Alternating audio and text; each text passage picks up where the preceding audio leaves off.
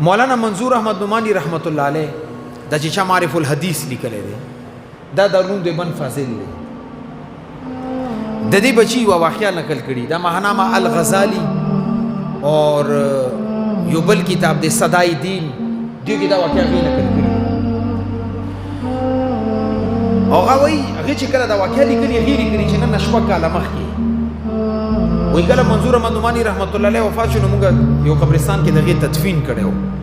شپږو کالو بعد هغه ځای کې ډېر زیات باران وشو تر دې پورې چې قبرستان ته خو اوبه خوته نه شوه چې د مولانا منظور احمد نعمانی رحمت الله علیه قبر مبارک هم وغورځېدو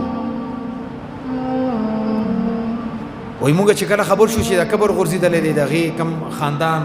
علما طلبا هلته نږدې مقامي علمو غونډ راغونډ شو چې دا قبر دوباره مرمت وکړو د کم څه غورځېدلي دا رابار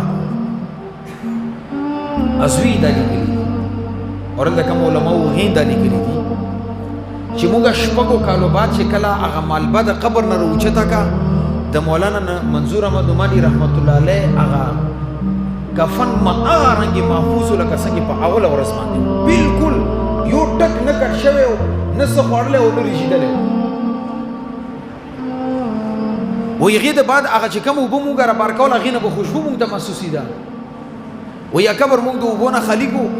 بیا مو دا فیصله وکړه چې اوس به فوم راوړو دا فوم سره به د اوبه روچتې وایي تر دې پورې چې فوم مونږ کله هغه قبر کې کېښودلو هغه چې اوبو نه ډک شوی بار بار کله نچوړ کې هغې نه به خوشبو راتله هغه فوم نه به خوشبو راتله